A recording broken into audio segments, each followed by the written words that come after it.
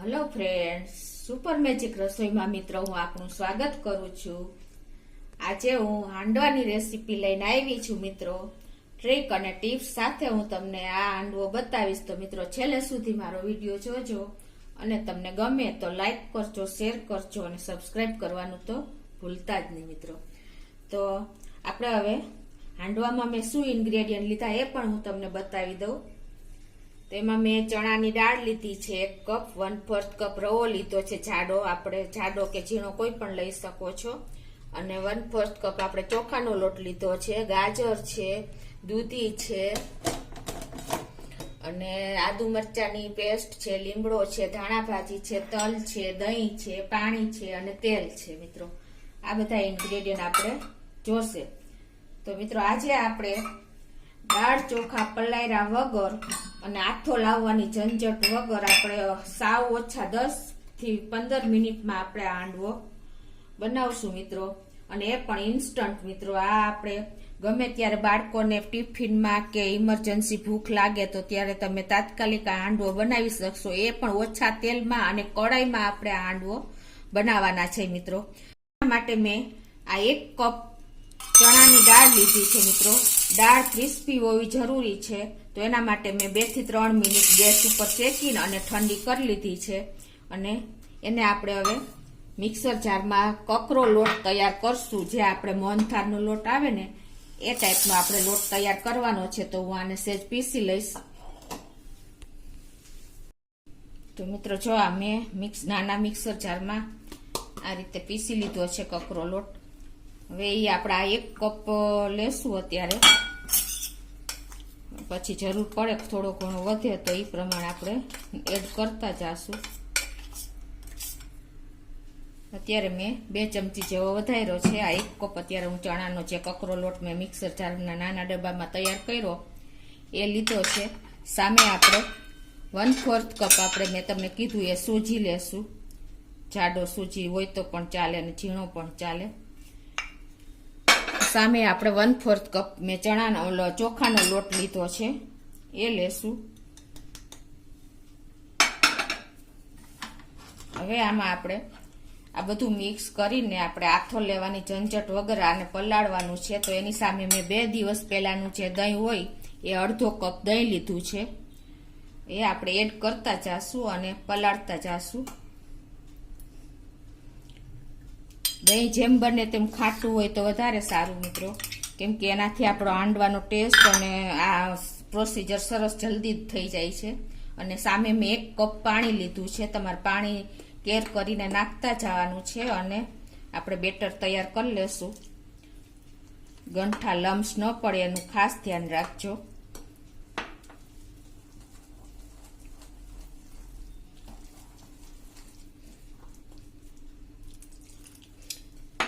આ રીતે મિત્રો જો તમારે ગમે ત્યારે સાંજે ડિનર માટે કે કોઈ ગેસ્ટ આવ્યું હોય કે બાળકોને ટિફિનમાં ભરવો હોય તો તમે તાત્કાલિક હાંડવો તૈયાર કરીને આપી શકો છો। બહુ ઈઝી મેથડ છે। થોડીક પ્રિપરેશન હોય મિત્રો તો 10 મિનિટમાં જ તૈયાર થઈ જાય છે। તો મિત્રો જો આપણે જે કપથી તમે ચણાનો લોટ લીધો હોય એ જ કપથી તમારે પાણી લેવાનું ને એ જ કપથી તમારે અડધો કપ દહીં લેવાનું। એટલે આ ખાસ માપ તમે રાખજો। જે વાટકી હોય તો એ જ વાટકી તમારે સેટ કરવાની છે।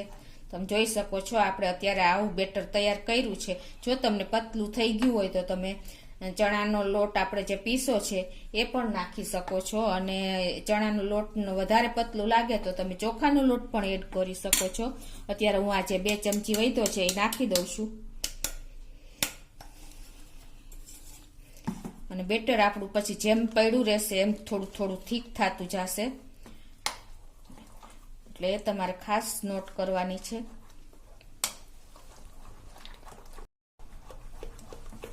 તો આ રીતે મિત્રો તમારે આ એકદમ સરસ ફેટી લેશો એટલે અંદર એરિએશન આવી જશે, તો તમારે ટાઈમ પણ બહુ નહીં લાગે। આને આપણે હવે 10 થી 30 મિનિટ આપણે આને રેસ્ટ આપશું, એટલે આપણું બેટર સરસ સાંડવા માટે તૈયાર થઈ જાય। આવું કન્સિસ્ટન્સી આપણે રાખવાની છે। તેમ 10 મિનિટ પડ્યું રહેશે ને ત્યાં થીક થતું જશે। મિત્રો આપણું બેટર રેસ્ટ લે છે ત્યાં આપણે હવે દૂધી સમારી લઈએ. આપણે એક કપ જેટલી દૂધીનું ખમણ લેવાનું છે, તો એના માટે આપણે દૂધીની છાલ ઉતારીને તૈયાર કરી લેશું. તમારે દૂધી બહુ જો વહેલી એડ કરશો ને મિત્રો તો દૂધીનું પાણી આપણા બેટરમાં થશે, એટલે આપણે લાસ્ટમાં દૂધી એડ કરવાની. આ રીતે તરત જ તમારે બેટરમાં દૂધી જ્યારે આપણે મિક્સ કરવું હોય ને ત્યારે જ આપણે એડ કરવાની છે.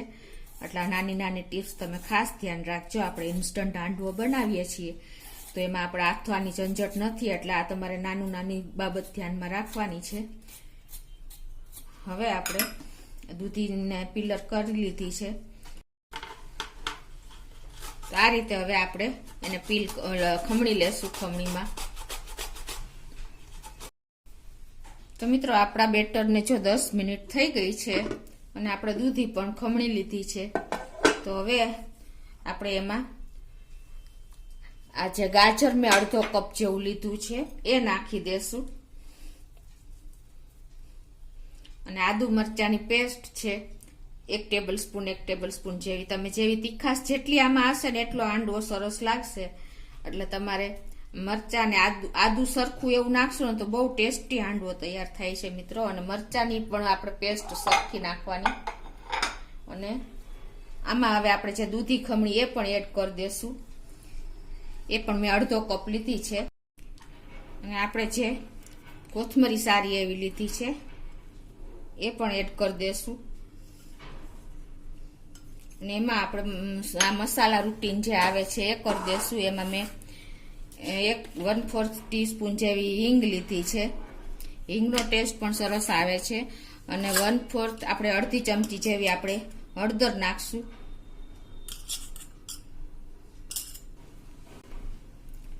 હવે હળદર પછી આપણે એમાં મીઠું એડ કરી દેશું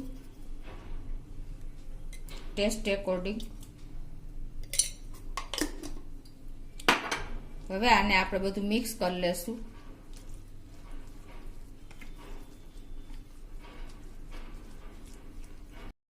તો 1 ટીસ્પૂન જેવી આપણે મિત્રો લાલ મરચું નાખી દેશું. હાંડવામાં જેટલી તીખાશ હશે એટલો હાંડવો સરસ લાગશે. હવે આ બધું આપણે સરસ પાછું મિક્સ કરી લેશું. તો મસાલા એડ બધા થઈ ગયા છે, શાકભાજી ને બધું. હવે મિત્રો આપણે આમાં 2 ચમચી એટલે કે 1 ટેબલ સ્પૂન જેવું તેલ નાખી દેશું.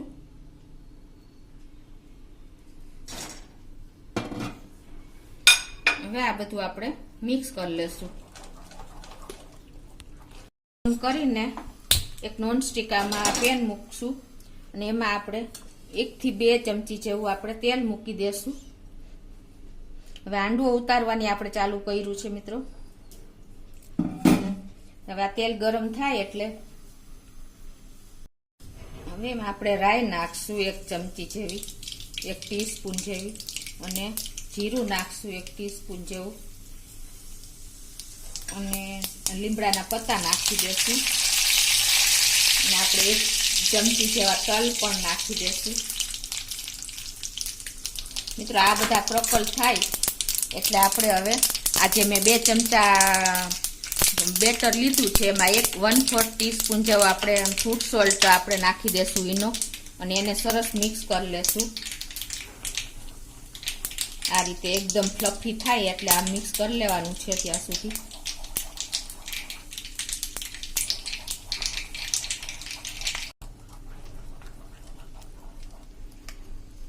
હવે આપણે પેનમાં રેડી દેશું.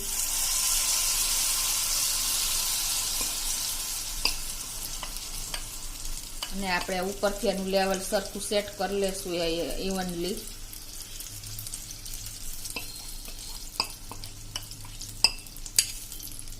હવે આને આપણે 5 મિનિટ થવા દેશું.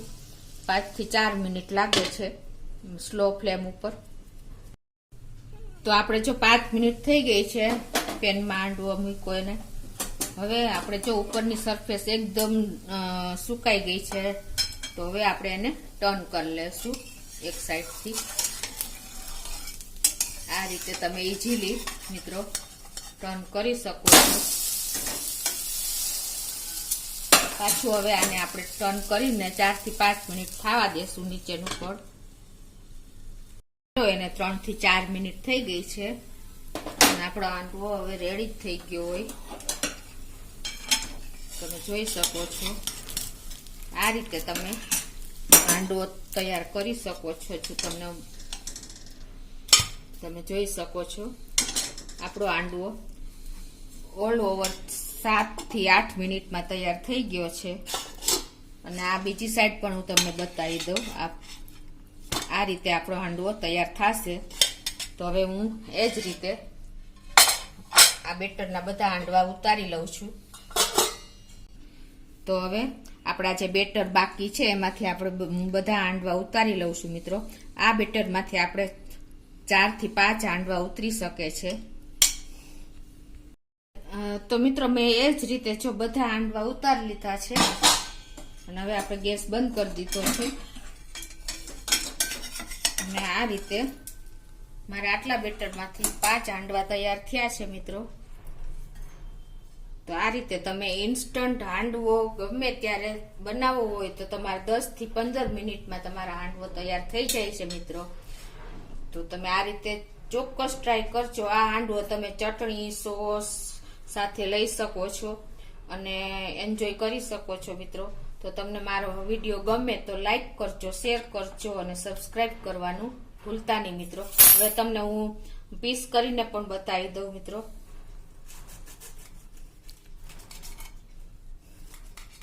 તમે જોઈ શકો છો એકદમ સરસ આપણો હાંડવો તૈયાર થયો છે, ફ્લફી ને એકદમ ફૂલીને. આ રીતે તમે ચોક્કસ ટ્રાય કરજો મિત્રો.